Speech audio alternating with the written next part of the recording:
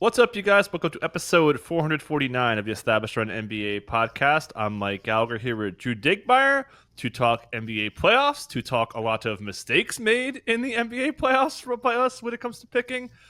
With me, I've already got my bets dead that I gave out on the pod. This is going to be a tough pod to talk through. A lot to explain, a lot of stuff we can't explain, honestly, with the way things kind of unfolded with these crazy finishes here. Dink, how's it going?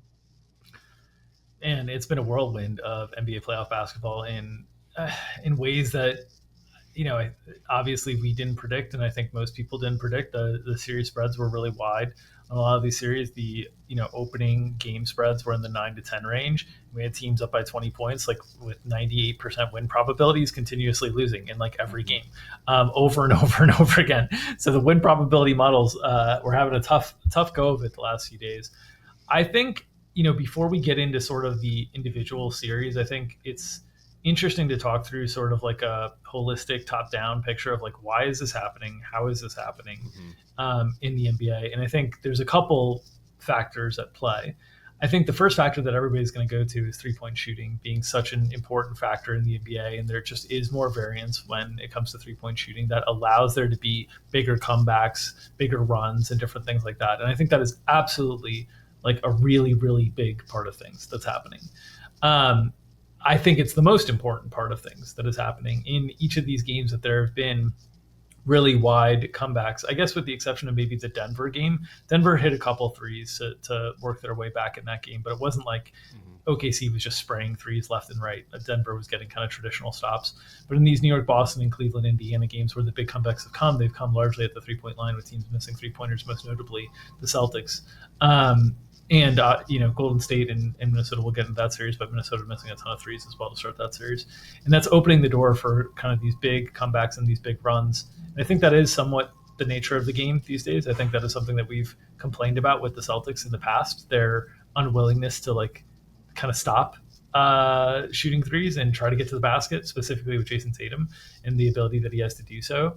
But I think the other thing that is a part of all this is the parity in the league created by the CBA. We had talked a lot about how just in general, we felt like there were three teams that were standing out above the rest this year in terms of the regular season play. And that was Oklahoma City, Cleveland, and Boston. And with each of those three teams, one of the reasons we thought they were so like far heads and tails above everybody else from their play was kind of the depth that they have. Now, Cleveland's depth is being tested in a really, really meaningful way. Oklahoma's, the depth in the playoffs is sort of like less of an advantage, but still an advantage. And then Boston's depth is being impacted by health. We've seen Kristaps Porzingis really struggling with whatever illness that he's trying to get past, that he's still struggling with. And we've seen OKC's depth largely hold up and been fine. And we saw OKC like respond really well in game two. So I think the combination of the new CBA making it so that depth sort of matters more in terms of being like a great team during the course of the season, having like good 8, 9, 10 players. And that makes it a little bit more where the advantages you build in the regular season might not carry over as more. And the reliance and dependence on the 3-point shot open up for a little bit more randomness, a little bit more variety in the results. And certainly that's been the case through the first, we have now played 7 of the first games in the series, and we've had 1 home win in the first 7 games.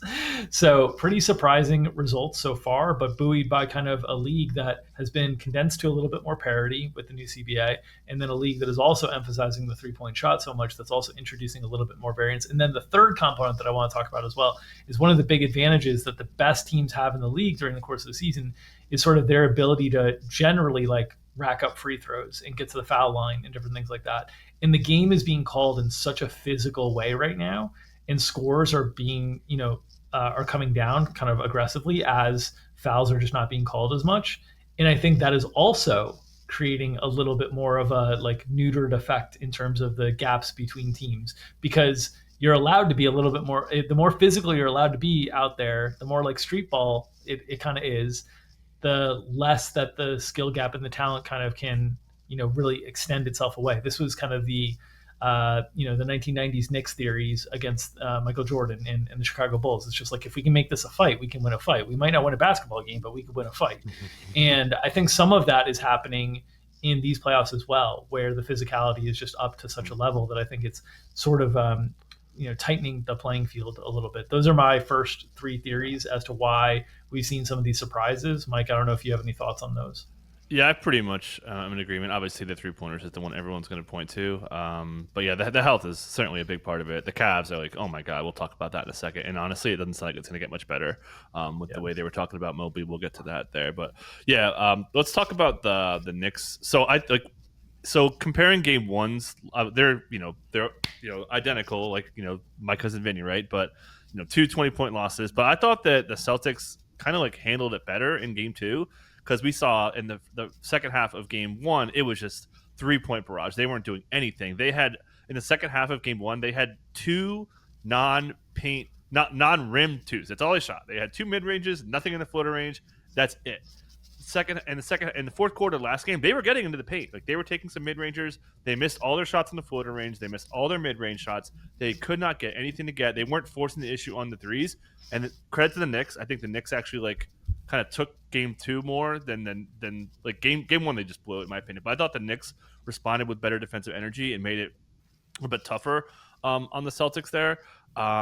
But I mean, my God, just missing all those shots over and over again to be historically good offense for the last couple of years, to like fold that bad at that level on that stage at home. Like, oh my God, it's just stunning to see that happen. I don't know how the hell this is happening.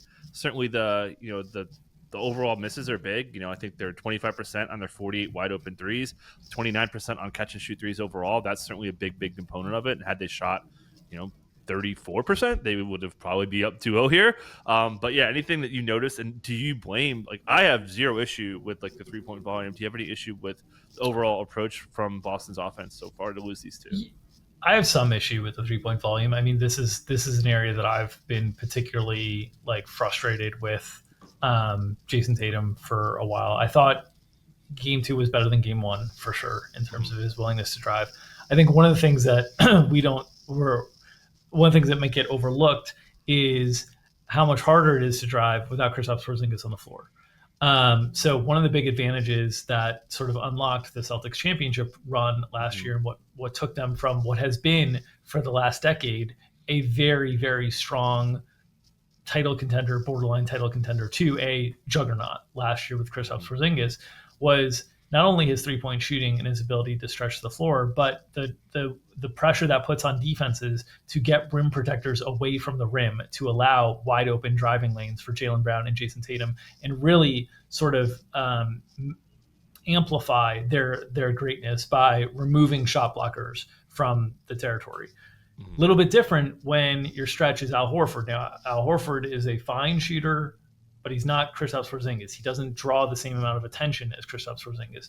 And then in this game, you also had like 18 minutes of Luke Cornett, where they're playing kind of bigger as well. That's allowing Mitchell Robinson to be on the floor. That's allowing Mitchell Robinson is one of the best rim deterrers and shot blockers in the league, to make things harder and encourage the Celtics to continue to like work around the perimeter to find 3-point shots, to find floaters, to find mid-range shots, as opposed to getting shots at the rim. There's also an increased element of physicality that's allowed right now in the playoffs. And when there's increased physicality, that decreases the willingness to attack the rim as well, because we know, like, in terms of the most the most dangerous miss to a team offensively is a miss at the rim, because it usually ends up in transition points for the other team.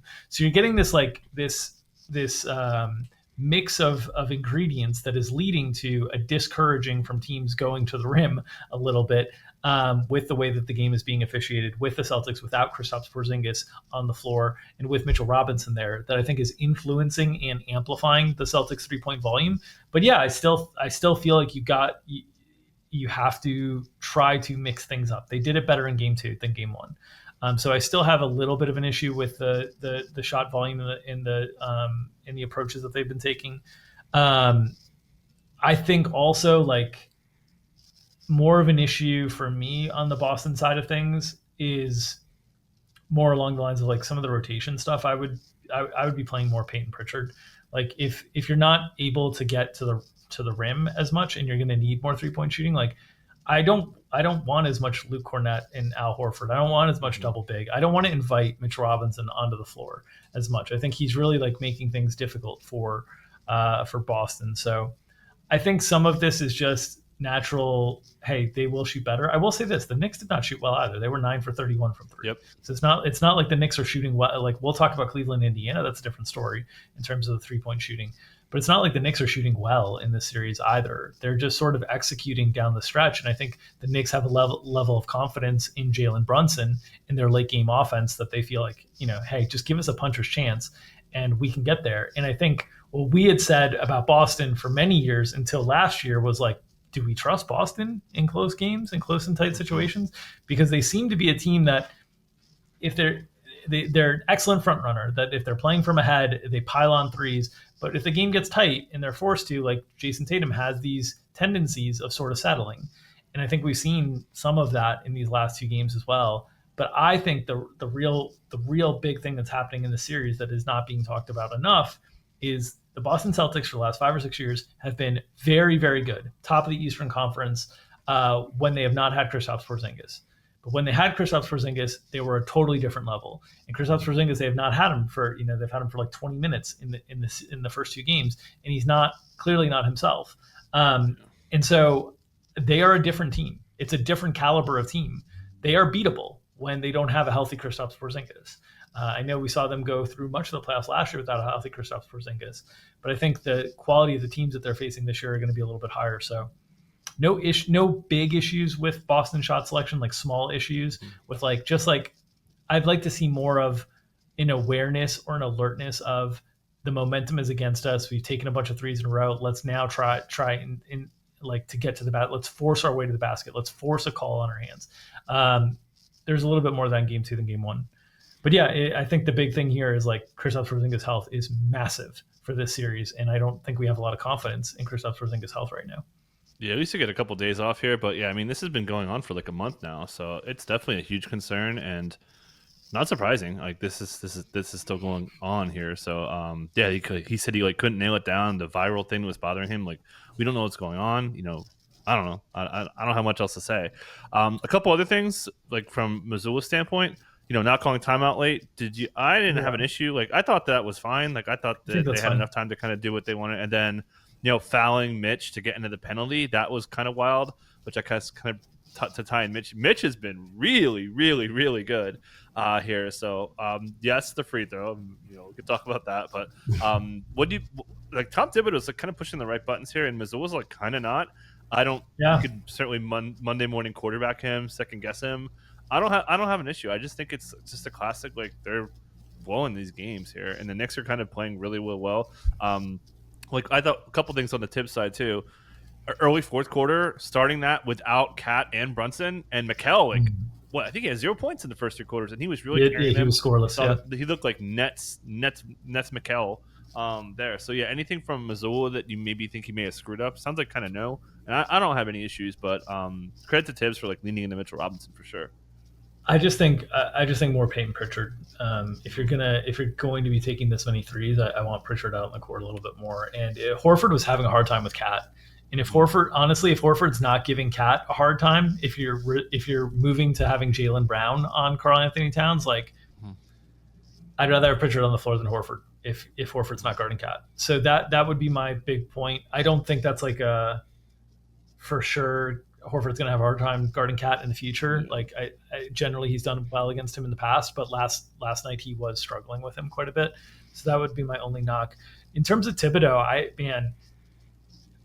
I don't know if there's a point in Thibodeau's career than this moment right now where he could feel more right about all the things that like all the criticisms that he's had lauded at him over the years. I think Tom Thibodeau could do a little clapping back right now if he wanted to. Mm-hmm. You've got Kenny Atkinson talking about his guys getting tired at the end of a game that nobody played 40 minutes for them. Tibbs has obviously been heavily criticized over the years for the minutes police and people wanting to come after him. For those on video, I just did what Buddy Hield would call 2 fingers on the minutes police. For those not watching along here on our YouTube channel. But so like Kenny Atkinson was saying, their guys might not be fully like playoff tested and conditioned.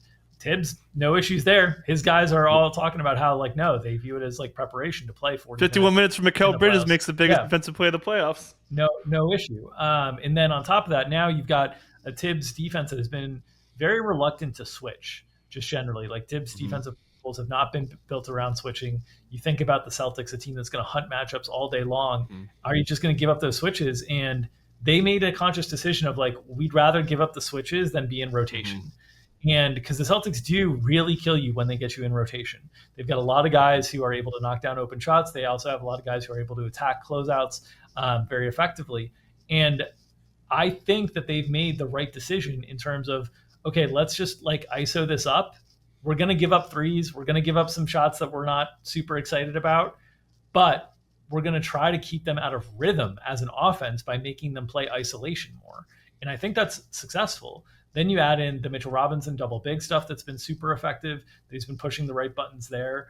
So yeah, I think Tom Thibodeau has a lot to say to the naysayers.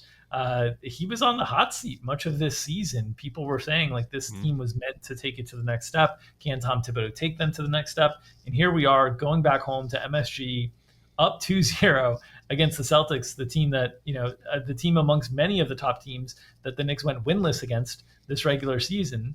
Tommy Beer had a great tweet about the Knicks now being 2-0 in the playoffs against top 3 teams or top 8 teams in the league, which was very funny. But yeah, I think Tom Thibodeau's done exceptional this series in pulling a lot of the right strings to start the series. It's a team that in some ways they don't have a lot of different ways that they can play. So it's basically like, are we emphasizing Mitch? Or are we emphasizing Deuce off the bench? But his guys have played really hard and they don't quit. That's the one thing I will say about like Tom Thibodeau teams everywhere he's gone. Those teams never quit. They just don't quit on their coach. And man, I feel like game one, every Knicks fan was like, well, here's this series. This is kind of what we thought was going to happen. And then game two, it's like, okay, well, Boston came back like 1-1. We got our split. No, the Knicks were not satisfied. So yeah, I think Thibodeau's done an exceptional job this series. I think Mitchell Robinson's been incredible in this series. I think his impact and Kristaps Porzingis' impact, I think, are being lost when the conversation of this series is taking place. Yeah, probably the coolest Mitch stat. 15 minutes of the double big. Do you want to guess what Boston's defensive rating is? 15 minutes. Defensive rating or offensive rating? No, I'm sorry. The Knicks defensive rating. The Knicks defensive rating. Knicks defense. I'd guess like, I don't know, man, 65, 58. 39.3. Yeah, net rating of 67.4. They can't score with him out there. It's pretty crazy. Obviously, shot making part of it there. Yeah, I mean, I don't know. Like, I guess we could just kind of talk. Like, what now? Like, what happens? MSG's going to be bonkers. Like, I don't think the Cavs are dead. I'm sorry, because I think the Cavs are dead. I don't think the Celtics are dead. But I don't know. It's just I just can't explain this, man. Like, this is just crazy to see this happening like twice like that. Yeah, I mean, if we thought, essentially, if we were picking, Celtics in 5 or Cavs in 5 or the sweep for potential, right? Then they're still alive. Obviously, the equation changes when you have the majority of the games on the road now from here on out. But these teams, both Cleveland and Boston, were exceptional during the regular season on the road. Cleveland has health concerns that we'll get to that are bigger than Boston. I think Boston's health concerns with Kristaps Porzingis are meaningful as well, though. But these games are close. Like, these games are all close. They're coming down to the wire. Yeah, one team won 2 of the close ones. It's not over. I know the stats. I know it's like 5-30 all time in series that the home team goes down 2-0 on the road. But I think it's different. I think home court advantage is different nowadays than it was back then. And I think these series are going deep. Like, I'm already talking and expecting to try to make plans to see if I can get to game 6 here in New York. Like, I think there's going to be a game 6. I think these series are going to go deep. Yeah, I'm with you. I still kind of want to pick I just can't face being wrong. I can't face being this wrong again. I can't do it. But I don't know. I still kind of take the Celtics in 7. Obviously, I'm not betting on it, but yeah, it's just it's hard to have confidence in this team. Do you have anything else to want to add? Yeah. I mean, I think we're. I think if I had to make a pick right now,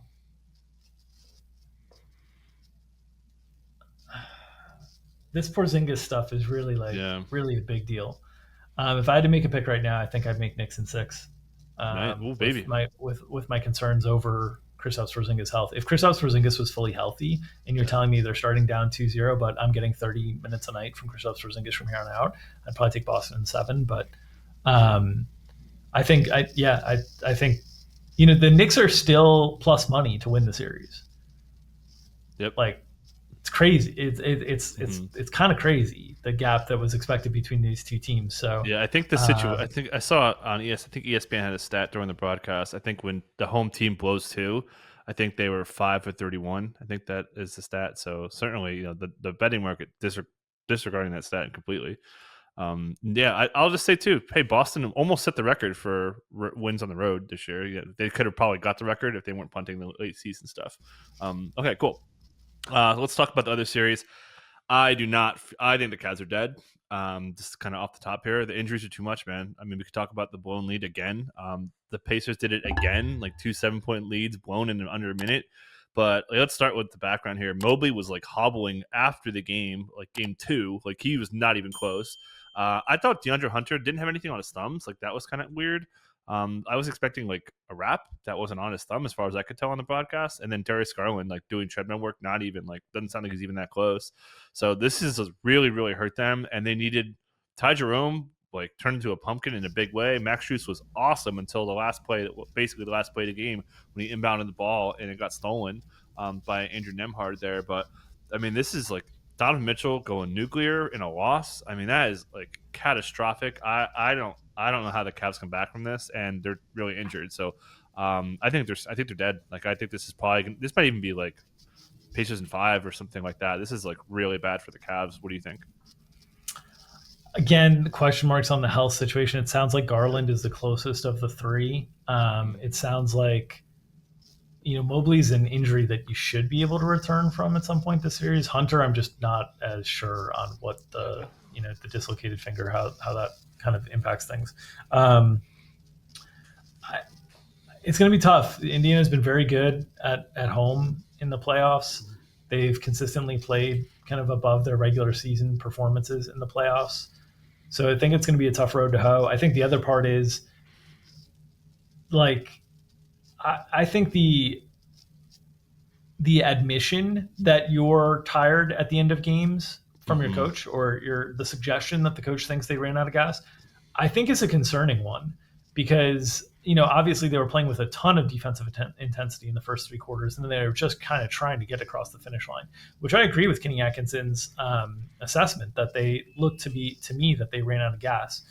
But that's concerning to me, like, because if the coach thinks maybe I have to manage this a little bit, maybe I can't rely on Donovan Mitchell getting up near 40 minutes. Maybe I can't. Carlisle did Carlisle did do that. Carlisle played like all his subs for like 4 or 5 minute stretch. It's pretty crazy. Yeah, and I mean, Carlisle has a lot more trust in their depth, and the Pacers are going to try to lean on you in terms of making you work, right? So like, there's a little bit of concern for me on that front, because until we get Garland, they need at least one more guy back, because otherwise it's just too thin, right? We're talking about like Javonte Green is your 8th guy and Craig Porter Jr. is your 9th. That's a little bit tough in the playoffs. So I think it all comes down to game 3. If Cleveland can get game 3, we're back in this series, because I think if this gets back to a game 5 in Cleveland, I think they win that game. I think they win at home game 5. So then we're talking like it's game 6 and it's 3-2, and like, we're back in a situation where it's kind of, close to anyone's game. So I don't think Cleveland's dead yet. I do think it depends a lot on the health of their players. They still didn't really have 3-point shooting variance on their side. Indiana shot 40%. They shot 28%. They were kind of controlling this game. They're still getting so many good shots at the rim. They're just kind of losing out to great 3-point shooting from Indiana in the first 2 games. If that great 3-point shooting from Indiana becomes like average or bad 3-point shooting, like Cleveland is winning these games. So I think Cleveland's ability to still generate points at the rim with Donovan Mitchell, with Jared Allen, is still really strong and an advantage that they have. But they need more depth and help, and hopefully Darius Garland can kind of be on the way to do so. Yeah, I'll say, and I thought Dean Wade was pretty good. Like, I thought they didn't like miss Mobley's defense. I thought Dean Wade was awesome on Pascal Siakam. And then one other injury that you didn't mention, Donovan. Donovan said he couldn't even move. He said that's kind of why they couldn't get him the ball inbounded late in the game. He did kind of cramp up a little bit, but he's been dealing with this calf. The broadcast talked about it a bunch, and he tweaked his ankle as well. So he's not 100% on top of all these other injuries that we've been talking about. I don't know, man. This is really, really tough. Halliburton also tweaked his wrist a little bit too, for what it's worth, but that didn't bother him to hit, one of the best shots of the playoffs so far, which is just, I mean, do we want to talk about that ending at all a little bit more? I mean, how many things had to go right for that to happen? The Mitchell charge, the bad inbound pass I talked about, missing the last free throw for both of them, with Neesmith flying in, Halliburton getting the other one, hitting a three off it on a step back. I mean, to have a minute of like, no, like we saw what happened the OKC when they blew game one, right? Like, okay, Chet missed 2 free throws. Like, that's kind of why they lost. Like, they didn't even get a chance. Like, that's pretty crazy. Do you have any? I don't know. Like, what is it? Just fatigue for you? Like that's sort of like what they were kind of blaming it away here. But Donovan being hurt, and then you could kind of second guess, like, why was Jerome even in there when he was playing like so poorly? There, do you have any thoughts on like maybe how Atkinson could have not been in the spot? We talked about the substitution to freshen his guys up, but kind of out. Do you have any? Yeah, I don't have much to criticize Kenny Atkinson for. Like, Ty Jerome's been so much better than like Sam Merrill and Isaac Okoro during the course of the season, and as like a decision maker and ball handler when you're trying to protect a lead, I would much prefer him in the game than those guys. So like, no criticism to send there from my vantage point. Yeah, maybe substitutions earlier to try to, but you shouldn't. I don't know. I guess you got to gauge with your guys, but I wouldn't think 36 minutes of Donovan Mitchell or 38 minutes of Jared Allen would have them completely worn out. I think they made a lot of decisions that looked like they were fatigue oriented. Like, that was a pretty lazy inbounds pass that was thrown in at the end of the game there. The box outs on the free throw line weren't great. They did seem to be trying to take away the three from Halliburton on the last shot. Like, they seemed aware of that. But Halliburton just hit a great step back. What are you going to do? So it's just a really unfortunate series of events that I think was a combination of them being tired and tight. Like, I think they were tight. I think they were trying to hold on as best they could. And I think they have a perspective of like, we're trying to hold on until we get more guys back, which I think is like a difficult perspective to carry. And Golden State's going to have this challenge as well, because I think when you're playing with like a scarcity mindset in like going into it already, you're already saying like, we need to just hold off. We need to hold on as long as we can until we can get reinforcements back. And I think some of that holding on makes you scared to let go and can make you play a little bit tighter. But I just think a really unfortunate series of events and a really unfortunate timing for the series of events, because if they close out this game, we're talking about the series wildly differently right now. So yeah, I feel like everything, Cleveland sports fans, that felt like a summation of lots of Cleveland sports memories for Cleveland sports fans, unfortunately. Yeah, a couple other stats. Fast break points, 12-2. Edge Pacers, and then transition. Fast break is obviously part of transition, but there's other transition stuff. They the Cavs only had 9% of their possessions in transition. Is a comically low number. And then it was 19%. So they doubled them up there. Like, and then obviously the wide open stuff. Like, the shot profile from the Pacers was so much better, which makes sense because Donovan Mitchell was just like chucking. And just to shout out Donovan Mitchell like a little bit, the drive stats, 21.5 drives, 25.5 points per game on drives, and he's not hitting his threes. He's like, which, hey, Boston, take notes, right? Hey, go in there, drive the basket, give yourself a higher percentage. 21 free throw attempts. Yep. Pretty crazy there, but yeah, I've got major concerns about the health here. I don't think I don't think Garland's coming back, so I don't know. I feel like it's Pacers in 6 at this point, maybe less. It's just too big. Like, Mobley, I think Mobley's out for like 2 more. I think Hunter. I don't have a read on Hunter. I think Garland will be coming back hobbled, which is going to really hurt them. So I think it's kind of Pacers in 6 right now. If they had a hobbled Garland though for like 25 minutes, I think that would be very valuable to them. Yeah. I think just having someone to take the pressure off, like Ty Jerome's never going to play that poorly again. I can't imagine Ty Jerome plays that poorly again. So I don't know. I'm more optimistic on the Cavs than you are. I think when you say, well, I guess when you say it feels like Pacers in 6, I agree with you. So I shouldn't say I'm more optimistic on the Cavs than you, but I feel like there are still paths for the Cavs to kind of get back into this. I do think if they lose 3, they're probably losing 4. Like I think there's a little bit of like I don't know. Maybe there'd be fight because they have to go back to Cleveland anyway. But I'm a little bit worried about what the mentality of Cleveland was kind of after that game and how you respond after such a devastating loss. Yeah, and Halliburton never lost at home in the playoffs as well, so that's going to be pretty tough road to hoe for sure, as you said there. All right, let's go to the Western Conference, and let's start with another injury. Steph Curry is going to be out at least a week, so that could basically rule him out for games 2 through 5 here, maybe 5. I kind of doubt it. That would be a pretty quick return from a hamstring strain for a guy who's old, who doesn't had hamstrings at all, which is pretty a testament to Steph's freakishly conditioning and all that good stuff there. But obviously the Wolves did the Wolves thing. Team comes in tired and they come out with less energy. Chris Finch really lit into Anthony Edwards. He said it starts with Ant. He said the light went off on Anthony Edwards, and the team kind of fell behind on them there. Just classic Wolves here, but let's start with the Warriors side. How do they handle it? Obviously, Draymond and Jimmy are going to be tasked with a huge role. We saw Buddy Hield. If you haven't watched that press conference yet with Jimmy Butler and Buddy Hield, like take 10 minutes, I'll share 2 extra 5 minutes and watch that. It's so good.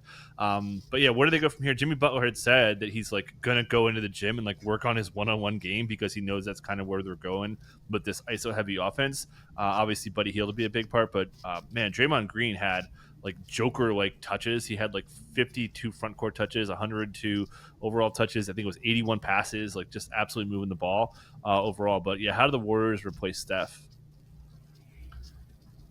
I mean, you don't. Okay. You hope that you enjoy the pod. Catch you guys next week. Yeah, you hope that Buddy Hield can continue to shoot the ball really well from 3. You hope that Jimmy can put the offense on its back for 1 or 2 games and hang in there long enough to kind of get Steph back. Defensively, you keep locking in and you keep being very physical and hoping that essentially like your physicality can help you compete on the boards against a team that should have a huge rebounding advantage against you. That was not the case in game 1. Golden State 51 rebounds, Minnesota 41 rebounds, despite the size discrepancy between those 2 teams. So I think Golden State is very confident in their defense, very confident in their defense. Minnesota's got to make some shots. I think Minnesota, I thought Minnesota has some similar vibes to Boston at times, where like when they're letting it fly and it's going in, they feel a little like overwhelming, and then they have these like shooting droughts that it's like, man, Anthony Edwards will force the ball to the rim a little bit more, but I think he was getting very frustrated with the lack of foul calls, and what his decision making was much more questionable than it was in the Lakers series. And this was the thing, we talked about the Wolves as if like the way that they played in the Lakers series, specifically Julius Randle and Anthony Edwards from a low turnover perspective, was like what had us feeling more confident about the Wolves' ability to take this series. And Julius Randle comes out and was awful in this game. He did get to the line 10 times. That was impactful, but he was turning the ball over, wasn't able to really make good decisions on one-on-one isolation spots, wasn't able to distribute the ball as effectively. Anthony Edwards only had 2 assists in this game. He wasn't as able to distribute the ball as effectively. And like Golden State kind of mucked up the paint, which is interesting because they're so much smaller than Minnesota, but they made it hard for Minnesota to get points near the rim. I thought Rudy Gobert played really passively. They had that one duck in that he got, I don't know if it was Healed or Peyton on him, and he kind of put him like under the rim, and like they need more of that. They need, which is obviously what we've been saying about Rudy Gobert for 10 years now. So we'll see if they get anything like that. But I think they needed to play with more physicality offensively. They played pretty passively. And that coincides with Finch's comments on the team. I'm still optimistic on Minnesota, especially without Steph Curry. Yeah. But it is concerning that Golden State has had their number pretty much all season long without Jimmy Butler. And in some games without Steph Curry. Yeah, in some of those games without Steph Curry. And Minnesota's had all their guys, and Minnesota just hasn't been able to consistently score against Golden State. So that's a little bit concerning to me. It's just that, hey, Minnesota had the better end of the health equation during the regular season between these two teams and didn't look that great during the regular season against them. And then they go out in game one and they score 88 points and look uncomfortable the whole way through. Yeah, just to go back to the Steph point, in their playoff minutes, they are at 90.6 offensive rating in the non-Steph minutes in the playoffs, compared to a 115.7. So pretty big difference there, which makes sense. So, and they've got the artillery to slow them down. So like you're saying, it's going to have to be one of those not in the point total from the sports books today is 95 for the Warriors. We kind of know what's coming here. Certainly the Wolves have the artillery to do that there. But yeah, they're going to need just a lot of people for the Warriors to step up. Steve Kerr had mentioned that it was he was quote unquote winging it, two fingers. Absolutely love that. From Buddy Hield said it was a no brainer also to put Buddy. That was interesting too. I was curious to see how they were going to start Ant, and they put Buddy on him. With a little bit of help, but Buddy kind of derailed Ant, which is, imagine that. Pretty crazy to see that happen there. But yeah, I think they had a lot of answers. But we know the Wolves. It reminded me a lot of how Ant was playing. It reminded me of game 2 against the Lakers, right? Where he had I don't know what it was, and he was kind of thrown off, but he eventually adapted to it and was able to kind of get to his spots, find his teammates, and get pretty open looks. But the Wolves obviously missed threes. First 16 threes were missed before Naz Reid hit one there. I thought that their looks weren't as good. I thought they were a little bit more forced, a little more off the dribble stuff, where the Lakers game, they were really, Correct. really, really good looks. So I think which is a credit to Golden State's defense, which is a much, much better defense than the Lakers were. So yeah, I think, like you said, I think that the Wolves have so many ways to beat you. We talked about them being so matchup proof. They have waves of defenders to throw at guys. They have length to disrupt passing lanes. And they've got enough shooting to kind of space them out as well. So I think the Wolves are in a pretty good spot here. It just, by running bit, the Wolves are going to Wolves. They're going to lay eggs. It just happens all the time. They've got to avoid laying, only one of these non-Steph games. If they lay 2, good night. They're going to go home. So it's really straightforward. Do you have anything else you want to add here? Or maybe back bench guys? The other thing I wanted to note on Anthony Edwards, and you mentioned game 2 of the Lakers series. What sort of happened in this game, Golden State was bringing help late. So essentially, on the drives, they were showing no help, and then they were bringing help very late on the drives. And I think the timing and rhythm for Anthony Edwards on the decision making was just a little bit off because of that. And I think sometimes you would see him sort of force a shot at the rim because he wasn't sure the help late where it came from and where he should be looking to move the ball. I think that stuff he can find a little bit more of an adjustment and a rhythm to. The Lakers, were changing up, how they were initially handling the screen, but they weren't really changing up once past the screen what the coverage and rotations looked like behind him. Golden State was changing those things kind of behind, and I think that was really impacting Ant. I think with more film, I think he'll be able to handle that a little bit better. So I'm expecting a rebound there. I will note in the series preview, we talked a lot about Nickeil Alexander-Walker having more of a role in the series. Mm-hmm. That was specifically with Steph Curry in the lineup. With Steph Curry out of the lineup, I think his role becomes questionable once again, and going to be very, very dependent on if he's making shots or not. He only got 3 shots in 14 minutes, missed all of them, and that was it. So it could be more Dante DiVincenzo, Mike Conley once again. I think it's an even better spot for Mike Conley. I don't know how many minutes he can play, but if there's nobody to, if they have Jimmy hunting Mike Conley or something like that, they can bring help pretty quickly off of that. And then there's non-shooters on the floor for Minnesota, so Minnesota can recover, or for Golden State, so Minnesota can recover defensively. So I think Mike Conley has a better chance to playing upper 20s if they feel like they need his offense in terms of his organization. He was bad in this game, 0 for 5 overall, 0 for 2 from 3, negative 12 in his 22 minutes. So I think Steph out allows more comfortable lineup combinations for the Wolves to choose their best path. I don't think there's a lot that's putting pressure on the Wolves lineup combinations without Steph out there. So I think that's a good thing for Minnesota, but they've got to figure out the offense. Their defense should be fine. I'm not really concerned about the defense. They just got to figure out ways to score. These games are going to be ugly. They're going to be throwback to 90s basketball. They're going to be physical. They're going to be in the 90s. Minnesota was in the 80s in this past game. Like in the 90s now, compared, when games were in the 80s and 90s in the 90s, that's without 3-pointers being shot at the volume that they are now. So like 90s now is real ugly. That's where I think this game is going to live. This series is going to live in the 90s and the low hundreds now. Yeah, and just to I want to talk about Dante really quick. Been terrible. 18.4% on deep in the playoffs. On his 44 jumpers, he's at 28.4 effective field goal percentage, 9 of 44. My God, he's been pretty good. He's been picked up some big steals in the Lakers series. Been pretty active. I think he can kind of like chase around Buddy and some of the other guys there. So I think he could be interesting. Like you said, Nikhil getting pushed down. I thought Mike Conley was like, you talked about being passive in Rudy Gobert, like Mike Conley as well. Like he was not looking to get the ball. I feel like he didn't have the quote last time, but so many games, like maybe we do a like Mike Conley first basket long shot. Like that's kind of where I'm at with this. Hey, Gobert's probably winning the tip. So yeah, I might do that. Because he's taught that was usually his go-to. Like when they come off like a brutal offensive game, one of his go-to quotes is, "We got to get Mike Conley going earlier." So I wouldn't be surprised if like Mike Conley gets the first shot. I'm gonna fire at that. Gonna be a quote bro here. But any other, and like I thought Jane was fine. Didn't get into foul trouble. I thought he had a pretty good job on stuff when he was in there, and then also was guarding Buddy like kind of poorly. Do you have do you think they go to Nasri? We were debating as we were talking about minutes. I kind of think Gobert is going to play a lot. I just think that having the paint presence, I think is going to be super super valuable in the series now. Like we're kind of alluding to here, and then I think he could have a pretty big impact. So I'm kind of like pro Rudy Gobert. A little bit. I wouldn't say I'm pro Conley, but I'm pro Conley on the first possession. Anything you want to add, and then the Warriors bench guys, if you want to kind of talk through that. We saw Moses Moody get really pushed down. Steve Kerr said he was quote definitely going to play Spencer in this game, and then we saw Jonathan Kuminga, who also want to talk a little about. Do you think Jonathan Kuminga could like revive his career overall? So where are you at with the Warriors bench guys, and anything you want to add on Nas?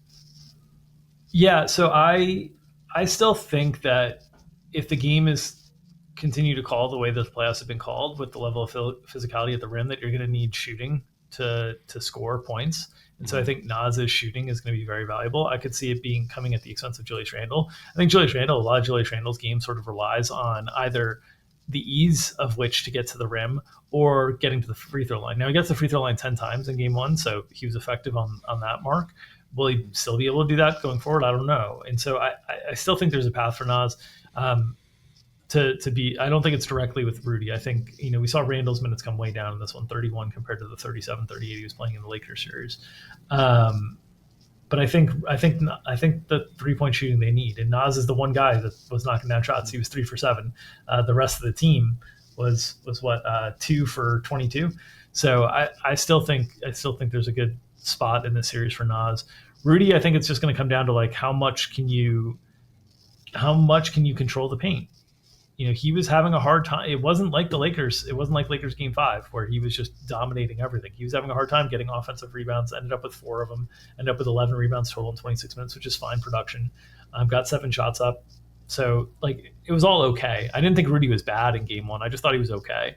And I think for Rudy to earn minutes above like into the mid 30s and stuff, I think he needs to be great because I think Nas's shooting is going to be important. Unless Ant is having his way offensively, then there's no issues. But I think if Golden State is able to slow down Ant offensively, because I think they can slow down Julius. Like I feel pretty good about Dre on Julius. If they can slow down Ant offensively, I think Naz Reid's offense is going to be necessary. They're going to need some shooting out there. Yeah, I thought that Kerr probably screwed up putting Looney on Naz Reid a little bit in the second half. We'll see if that goes away. Maybe they put someone else on him. Curious to see how Kerr plays those bench guys. Between Quentin Post, who got basically kicked out of the rotation. I think playing Kuminga with Looney is like pretty dangerous. So I think he's got some choices here, and not a lot of time to make them overall. I think we both take Wolves in 6. It's kind of where I think this Steph thing's like too big. I'd be really surprised if the Wolves get a game. Yeah, I think so too, but I'm just concerned about the Wolves offense a little bit. Yeah. But I think I'm still leading Wolves in 6. On the Golden State bench guys, like I really don't know. I Yeah. mean, I will say this, like Kerr is a madman when it comes to using Mhm. guys, and he gets in and out of comfort with guys very, very quickly, like Mhm. one half to the next. So the long term history of when Steph is off the floor and Jimmy is playing in those games suggests that the guys who would benefit would be Moses Moody, Jonathan Kuminga, Buddy Hield. I think Buddy Hield's already like pretty solidified. He seems to have an affinity for Pat Spencer at the moment that could potentially impact. He's always had an affinity for Gary Payton, so those could potentially impact Moses Moody and Kuminga. Mhm. I would expect that Kuminga will be on the floor for any non-Jimmy minute, but that's only 7 or 8. And then from there, I don't know. The spacing he's commented on is an issue, and spacing against the Wolves is a real big issue because they've got lots of size, lots of length, and lots of rim protection. So, will Kuminga, who's been that secondary like offensive release valve for Golden State, be able to benefit when Steph's out, or will he be able to benefit in the same way in this series? I don't know. I think he's got to play very well to do that, or I think Mhm. that ultimately, like Buddy Hield and Pods or Moody, like have to not play well. Like those guys Yeah. like not playing well at all. Pat Spencer, like I think he's fine, brings good energy defensively, doesn't make a lot of mistakes. Kerr loves guys who don't make a lot of mistakes, just generally. Mhm. Like that's kind of the types of guys he likes, but no, very limited offensive repertoire to try to Got the hook help shot. in the playoffs. Yeah, to try to help in the playoffs. So like if we're talking about like Pat Spencer and Gary Payton and Dre or Looney combinations, like Godspeed to Jimmy Mhm. Butler. So that's my concern on the Pat Spencer, Gary Payton aspect, because I think you're going to have Dre or Looney, someone of size out there to try to deal with Minnesota size at almost all times. So I think, Pods, Healed, if those guys don't play well, like there's a path for Moody getting right back into favor or Kuminga getting Mhm. right back into favor, because I think there's just too many non-offensive players that Kerr likes that he's going to be shuffling through, and how many of those can you really play at the same time? Like I think that's the real big concern. I have no idea. I think the ranges are really wide on how these minutes ultimately get divvied up. But I think Buddy Hield certainly earned confidence and earned a longer leash over the last few games. Pods, I think he's pretty comfortable with. And Mhm. then he likes, he seems to like Peyton and Spencer, but I don't think you can play those guys together very much. So ultimately, like, do those guys combine for like 40, or do those guys combine for like 30? I don't know. Mhm. That's where things get a little bit shaky to me. Yeah, I'll add what end of the third quarter. He tried to put Braxton Key in there too. Like I think the rest had Yeah. to pull him out too, which is a testament to Steve Kerr. There, yeah, and surprised Key Santos kind of got cut out, but yeah, I think that's part. I don't think he likes to play him and Kaminga. Um, Again, you can't, like, you have limitations with yeah, Gee and with Spencer and with Peyton and with Kaminga specifically. Like it's just like you can do that stuff when Jimmy's off the floor a little bit, but mhm, when Jimmy's on the floor, like you need some semblance of a shooter in there. So that's where you get the yeah, Healed, Moody, Pods as the guys who can stretch the floor a little bit, or post if they want to go to post again. yeah. All right, let's go to the last series. A big fight. A home team won a game. Like imagine that. As hey, this is why I thought OKC had so many advantages, because they take away the paint and they take away fast break and they take away transition. They took away everything last night, but they specifically took that away. The Nuggets had just 5 points in the fast break, though. The OKC basically doubled them up on points in the paint. Really, really took Joker out of rhythm overall. Joker did not have a good game. Fouled out in three quarters as well. But yeah, this is OKC. This is how they're going to go. Obviously, their offense was absurd. I believe that was a record for playoff points in the first half. Just absolutely put it on them, and they. I don't know. I don't know if like the Nuggets didn't have the same like physicality on defense that they had really for the last like 4 or 5 games overall. Perhaps being simplistic to me to say. I don't know. I just think that the Nuggets kind of ran out of gas and kind of like gave them this one. Do you have anything to like take away from how the Thunder kind of just really put it on them last night? I think David Adelman had the comments about how, like, playing against the Thunder, you have to absorb a lot of punches. That they're like constantly throwing waves of punches with their defensive intensity, with their depth, with their ability to play in transition, with their ability to get you in foul trouble. Like, you're constantly like kind of taking and absorbing punches from them, and especially on the road. That's going to be the case when the crowd gets into it as well. I think they didn't do a great job of absorbing those punches, right? Like, there was pretty little resistance defensively in the first quarter of that game. That is the regular season defense that we've seen from Denver at times that had us concerned about their ability to slow down the Clippers in the playoffs. They had kept that intensity level for the Clipper series and for game one of this one, and I think they let go of the rope a little bit. So in somewhat of agreement with you there.